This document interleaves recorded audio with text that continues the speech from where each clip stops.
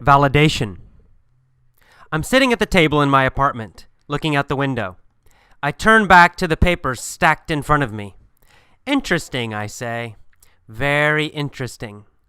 I glance over the test scores again, the pre-test numbers, the post-test numbers, and the amount each student improved. Good, good, I say, as I notice that all of the students improved over the course of the semester. All the post-test scores are higher than the pre-test scores. Most students improved by a couple of points, but my eyes are drawn to two sets of numbers, two names, Kyung and Jin. These two students improved dramatically more than all of the others. Their post-test scores show a big jump. What did they do differently, I ask myself. At the final class, I asked them. Since all of the students had the same in-class experience, I focus on what they did outside of class. Most students followed traditional study methods. They studied textbooks. They used vocabulary books. They went to traditional English classes. But Kyung and Jin followed a different approach. In fact, they actually followed the method I continually harangued the class about. They focused on repeated listening and reading for fun. Both students said they took my advice seriously and therefore listened to English podcasts and audio articles 1 to 2 hours every day. Kyung joined the linguist and faithfully uses their system. Both students also read for fun, mostly easy materials such as National Geographic for kids, adolescent novels, etc. In TESOL, teaching English to speakers of other languages, jargon, these two exceptional students followed an input-based approach. The bulk of their study time was spent reading and listening to understandable and interesting English materials. Most students in schools follow an analysis-based approach. The bulk of their time is spent analyzing the language, breaking it apart, memorizing grammar rules, and doing drills. Plenty of research shows that input-based methods are faster and more effective than analysis-based methods. I knew this, which is why I always nag and cajole my students to focus on comprehensible input. But it was still thrilling to see this knowledge illustrated quantitatively in such dramatic fashion by my own students. The truly interesting part is that the pre- and post-test I gave them, the Michigan test, measures listening, vocabulary, and grammar. I'm not surprised that Kyung and Jin improved their listening skill. But that section was only 20% of the test. The remaining 80% tested both vocabulary and grammar. In other words, their vocabulary improved dramatically faster than the students who specifically studied vocabulary books and lists. Their grammar improved dramatically faster than the students who specifically studied grammar textbooks. This is not an isolated incident. Many research studies replicate these findings. See www.sdcrashin.com for the most thorough summary of these. In study after study, input-based approaches beat analysis-based approaches as measured by general English tests such as the TOEFL, TOEIC, or Michigan tests. These tests measure vocabulary, grammar, listening, and in some cases, speaking and writing. Though I'm aware of this research, I've never seen this phenomenon so starkly illustrated in person in a quantitative way, mostly because I've never had the opportunity to pre- and post-test my students. These results are a small but powerful validation of my own teaching approach and the methods I continually exhort my students to follow. I will now carry this plea to you. Do not analyze English. Do not use analysis-based methods. Do not rely on textbooks. Do not focus on grammar rules. Use an input-based method. Listen to understandable English. Listen repeatedly. Listen 1 hour every day, and listen every day. And read. Read a lot. But don't read textbooks. Read easy materials that are fun and interesting to you. Many students, for some reason, don't follow my advice. But those who do, such as Kyung and Jin, improve much more quickly than those who don't. Follow this method, and you too will improve faster, just like Kyung and Jin. Okay, welcome to the vocabulary lesson for the validation article. Let's get started. I'm not going to do all of the vocabulary, just some of the more frequent or more difficult words. Okay, in the beginning here, I use the phrase glance over. I'm narrating, I say, I glance over the test scores again. To glance over something is to look at it very quickly. Usually you would say, I glanced over the test, I glanced over the article, I glanced over the letter. To glance is to look at something very quickly and then look away again. Okay? Next, I use the phrase drawn to in the next paragraph. I say, my eyes are drawn to two sets of numbers, two names. To be drawn to something means to be attracted to it. It means there's something about it that makes you want to look at it. Makes you want to get closer to it. So drawn to means attracted to. All right. A little bit later, a couple paragraphs later, I use the word harangued. Harangue is a verb, to harangue. And in the sentence I say that my students actually followed the method I continually harangued the class about. So I was always haranguing my class about using input-based methods. And to harangue it's similar to the word nag, which we'll discuss later, but it means to say something again and again and again. It means you want someone to do something, and maybe they don't do it, so you tell them again and again and again. So I would harangue my class about using these methods. I would say, you need to listen to English every day. You need to listen to English every day. You need to listen to English every day. I'm trying to convince them. I'm trying to persuade them, and so I repeatedly tell them to do this again and again and again. That's called haranguing, or the verb is to harangue. All right, and then a little bit later in that paragraph, I use the adverb faithfully. I mentioned that one of these students, Kyung, joined the linguist and that she faithfully uses their system. To faithfully do something is to do it with a strong belief, with strong confidence. So you're not just doing it because someone tells you to do it. You're not just doing it with half an effort or with just a little bit of effort. It means you really believe what you're doing. You think it's a good thing and you really, really, really want to do it. So that's faithfully. So Kyung faithfully follows the linguist system. She's following it because she really believes it will work. And it does. All right, and then in that same paragraph, the next sentence, as a matter of fact, I mentioned that both students also read for fun, and that they mostly read easy materials, such as National Geographic for kids, or adolescent novels. Adolescent is a certain age. It's the age before teenager. So teenagers, we usually say 15-year-old, 16, 17, 18, 19. We describe people that age as teenagers. But people who are children, who are about 11, 12, 13, 14, in that age, that middle school age, we call them adolescents. Adolescents. So an adolescent novel is a novel, a book. It's a book for children that age. So my students, even though these are graduate students, actually, they are reading books that are for middle school children, adolescent children. All right, in the next paragraph, I used the word jargon. I said, in TESOL jargon, these two students followed an input-based approach. Jargon, it means special vocabulary. It's special vocabulary for a certain job or a certain business or a certain field. For example, biology has certain jargon. Biologists know this vocabulary. Other people don't. Well, teachers also have jargon. In TESOL, which is teaching English to speakers of other languages, teaching English as a foreign language, teachers who do that, we have kind of a special vocabulary too.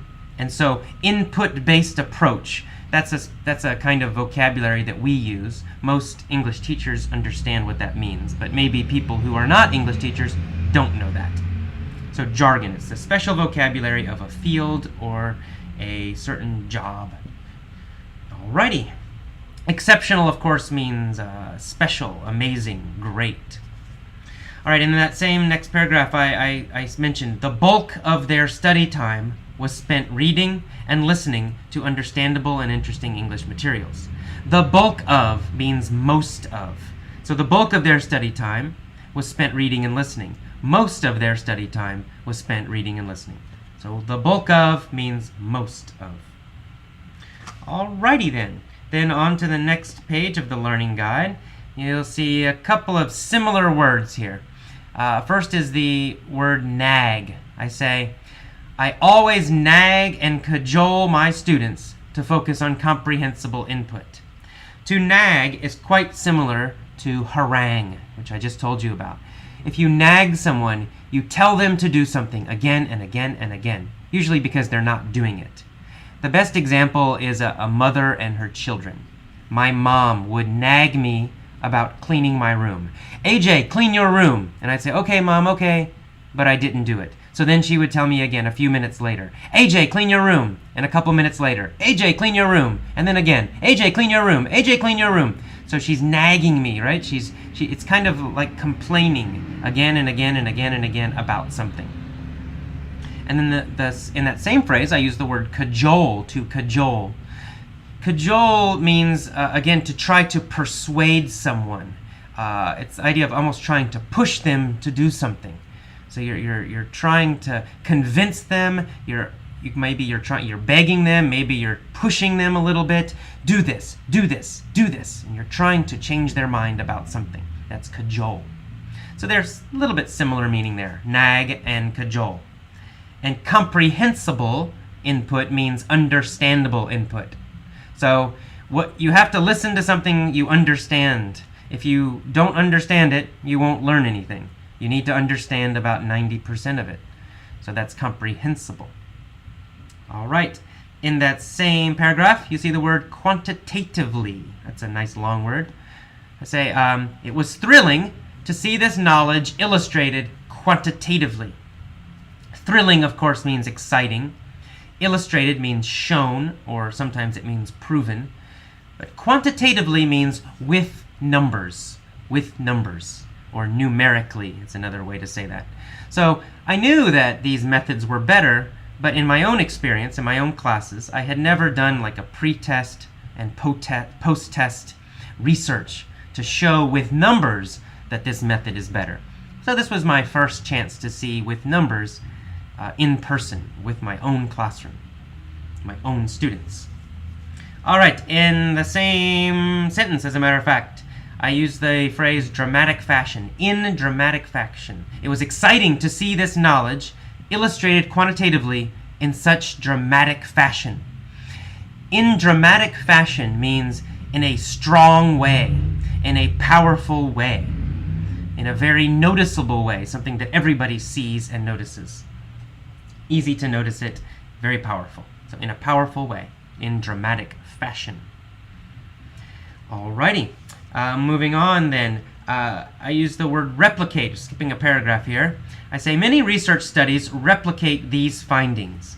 So I said this is not an isolated incident. An isolated incident means a special experience, something that doesn't usually happen. But this is not an isolated incident. This is a common incident. It's something that happens a lot. Many research studies find the same results. And I mentioned many research studies replicate these findings. Findings means results. Replicate means repeat or copy. And sometimes it can have both meanings together, to repeat and copy. So many research studies replicate these same results. They repeat these same results. When they study and compare input-based methods and analysis-based methods, the input-based methods always win, or 99% of the time. Okay, and then in the next paragraph, you see the word starkly. I say, I have never seen this phenomenon so starkly illustrated in person in a quantitative way. Starkly means in a strong and obvious way, in a strong and powerful way. So it's an adverb. Okay, in a strong, powerful way that's very obvious. Starkly also has the idea of obvious. Everyone sees it. And then I mentioned in a quantitative way.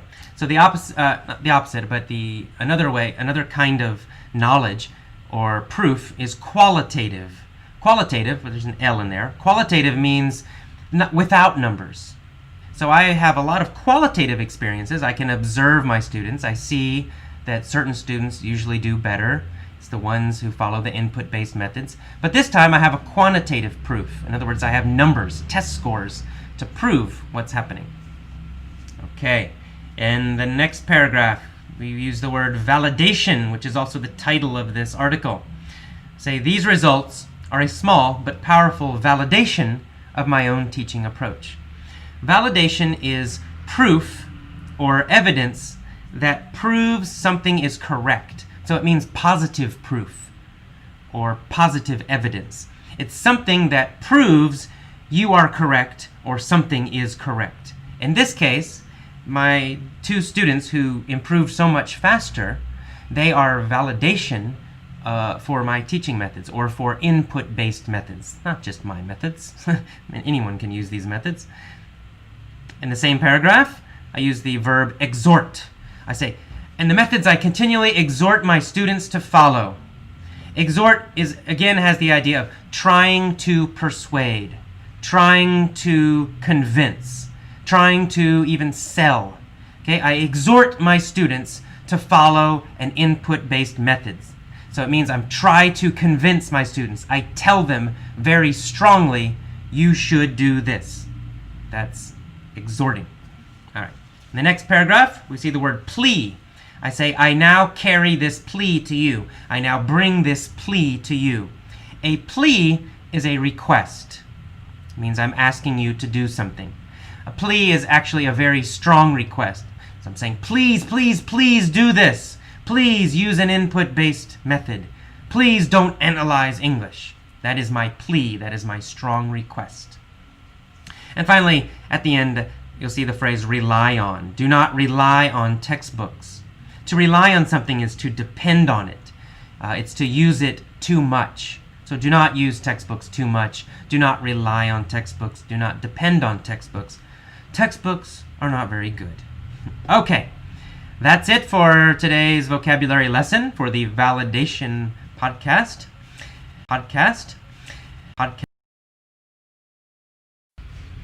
Okay, and now for the mini story for the validation article. This story will help you remember some of the new vocabulary from the article. Let's get started. There was once a guy named Bill. Though Bill was 45 years old, he acted like an adolescent. Bill loved to read comic books. He loved to ride his bike. And he always acted nervous around women. Bill lived with his parents. His mom still nagged him every day. "Clean your room, Bill," she would say, "and do your laundry." One day, Bill saw a girl named Beatrix. He was immediately drawn to her. He giggled and laughed when she was near. Beatrix was starkly different than Bill. She was very mature. She was independent. She lived alone. Bill didn't know what to do. He wanted a date, but was afraid to ask Beatrix out. He felt immature next to her. But, he thought, if she goes on a date with me, it will be validation that I'm attractive and interesting and cool. Bill decided to ask out Beatrix in dramatic fashion. He bought 500 roses and had them delivered to her house. He dressed in an orange suit, went to her house, and knocked on the door. When she answered, Bill said, "I love you! I will faithfully take care of you all my life. No one will love you like I do. No one can replicate my feelings." Beatrix was shocked. She yelled, "Go away, loser!" But Bill wouldn't leave. Beatrix yelled again, "Go away!" But still, Bill wouldn't go. Beatrix cajoled him. "Go away, or I will call the police." Then she closed the door. But Bill would not leave. He's still sitting in front of her front door right now. So now, Beatrix must always use the back door. The end. All right, one more time with some questions. As I say the questions, try to quickly answer them in your head. You can even shout them out if you want to. This just helps you remember the vocabulary a little bit better. Let's start from the beginning. There was once a guy named Bill. Though Bill was 45 years old, he acted like an adolescent. Was Bill mature? No, he wasn't. He acted like an adolescent. Did Bill act like a young kid, like a middle school kid? Yes, he did. How old did he act like he was? Well, he acted like he was an adolescent, like a middle school boy. Bill acted like an adolescent, not like a teenager, not like a small child, not like an adult. He acted like an adolescent. And he loved to do adolescent things. Bill loved to read comic books. He loved to ride his bike. And he was always nervous around women. Bill lived with his parents, just like an adolescent. His mom still nagged him every day. Was his mom sweet and friendly every day? No, she wasn't. Did his mom bother him every day? Yes, kind of. What did she do? She nagged him. She asked him to do the same thing again and again and again. What did she nag him about? Did she nag him about doing the dishes? Do the dishes, do the dishes. No, she didn't nag him about the dishes. Did she nag him about cutting the grass? No, she did not nag him about cutting the grass. What did she nag him about? She nagged him every day about cleaning his room and doing the laundry. She would nag him and say, "Bill, clean your room. Bill, clean your room. Bill, I told you, clean your room now." She would nag him every day about cleaning the room and doing laundry. One day, Bill's life changed. He saw a beautiful girl, a beautiful woman, named Beatrix. Was Beatrix an adolescent? No, she wasn't. Did she act like an adolescent? No, she didn't. She was a very mature person. How did Bill feel when he saw Beatrix? Was he attracted to her? Yes, very attracted to her. He was drawn to her. He felt pulled to her. Bill felt drawn to Beatrix. Did he love her? Yes, actually he did love her. He was drawn to her, he was attracted to her, and actually he loved her too. But he giggled and laughed when she was near, because he's kind of an adolescent. All right, Beatrix was starkly different than Bill. Was she a little bit different than Bill? No, she was very, very different than Bill. Was it easy to see that they were different? Was it obvious? Yes, of course, it was obvious. They were starkly different. Not just a little bit different. They were starkly different. Very, very different. Different in an obvious way. So Beatrix was starkly different than Bill. She was very mature. She was independent. She lived alone. She did not act like an adolescent. She was starkly different. She was very mature. Bill didn't know what to do. He wanted a date, but he was afraid to ask Beatrix out. He felt very immature next to her because they were so starkly different. But he thought, if she goes on a date with me, it will be validation that I'm attractive and cool. So why did he want this date with her? Did he want a date because it would make him feel stupid? No. Would it prove something if she accepted a date? If she said yes? Yes, it would prove something. What would it prove? Well, it would be validation that he was attractive and cool. Bill needed validation. He needed proof that he was attractive and cool. So if Beatrix accepted his date, if she said yes, it would be validation. It would be proof that he was attractive and cool. Bill decided to ask Beatrix out in a dramatic way, in dramatic fashion. Did Bill do something small? No. Did Bill do something normal? No. Did he ask her out in a calm way? No. He asked her out in dramatic fashion, in a very powerful way, a very big, obvious, powerful way. Bill asked out Beatrix in dramatic fashion. He bought 500 roses and had them delivered to her house. He dressed in an orange suit. and he went to her house, and he knocked on her door. When she answered, Bill said, "I love you. I will faithfully take care of you all my life." Would Bill take care of her in a casual way? No. How would he take care of her? He would take care of her faithfully. Would he believe in her? Yes, he would. Would he always believe in her? Yes, he would. Would he feel confident about taking care of her? Yes, he would. Would he feel really in love and really dedicated, really serious about taking care of her? Yes, he would faithfully take care of her in all situations, at all times. He would faithfully take care of her. He said, "No one will love you like I do. No one can replicate my feelings." Could someone else copy the way he felt? No, they couldn't. No one could replicate his feelings. Could someone else pretend to feel like him? No, no one could replicate his feelings. Only he felt this way. Only he would be totally faithful. So no one could replicate his feelings. No one could replicate his actions. He and he alone could feel this way and act this way. But Beatrix didn't like him. He had an ugly orange suit, and he looked like a loser because he looked like an adolescent kid. So Beatrix yelled, "Go away, loser!" Did Bill leave? No, he didn't. So she yelled again, "Go away!" But still, Bill wouldn't go. Finally, Beatrix cajoled him. "Go away, or I will call the police." Was Beatrix friendly? No, she wasn't. Did she politely ask him? No, did she not? She did not politely ask him. She cajoled him.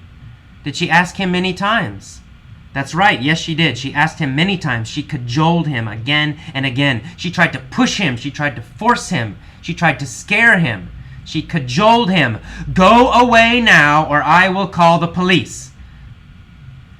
Did Beatrix cajoling, did it work? Was it successful? No. She tried to cajole him, but after she closed the door, Bill stayed there. Bill did not leave. He was not cajoled. In fact, Bill is still sitting there now. He's still in front of the door right now. He will be there all his life. And so now, Beatrix must always use her back door. Okay, one more time quickly, without questions, and that's it. There was once a guy named Bill. Though Bill was 45 years old, he acted like an adolescent, like a young kid. 12, 13-year-old kid. Bill loved to read comic books. He loved to ride his bike. And he always acted nervous around women. Bill lived with his parents. His mom still nagged him every day. "Clean your room, Bill. Clean your room, Bill. Bill, I said clean your room." She would also nag him about laundry. "Bill, do your laundry. Bill, I told you, do your laundry. Have you done your laundry yet? Do your laundry." Always nagging. One day Bill saw a woman named Beatrix. He was immediately drawn to her, strongly attracted to her. He giggled and laughed when she was near. Was Beatrix the same as him? I'm afraid not, no. Beatrix was starkly different than Bill. Obviously different than Bill. Very starkly different. She was very mature. She was independent. She lived alone. Bill didn't know what to do. He wanted a date, but was afraid to ask Beatrix out. He felt immature next to her. But he thought, if she goes on a date with me, it will be validation that I'm attractive and cool. If she says yes, it will be proof. It will be validation that I'm a cool guy. Bill decided to ask out Beatrix in dramatic fashion. Not in a calm way, not in a normal way. In dramatic fashion. He bought 500 roses and had them delivered to her house. He dressed in an orange suit, went to her house, and knocked on the door.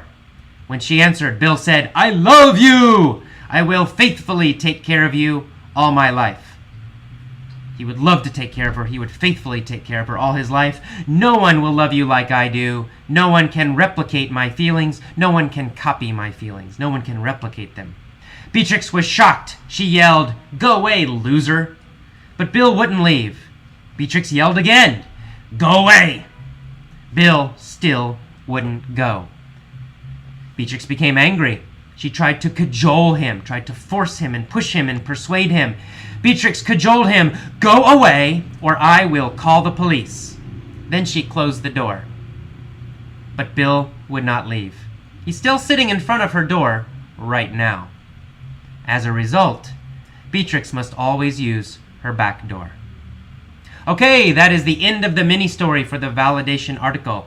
I suggest now, after you listen a few times, stop this audio, stop your iPod, try to tell this story yourself. Say it out loud when you're alone.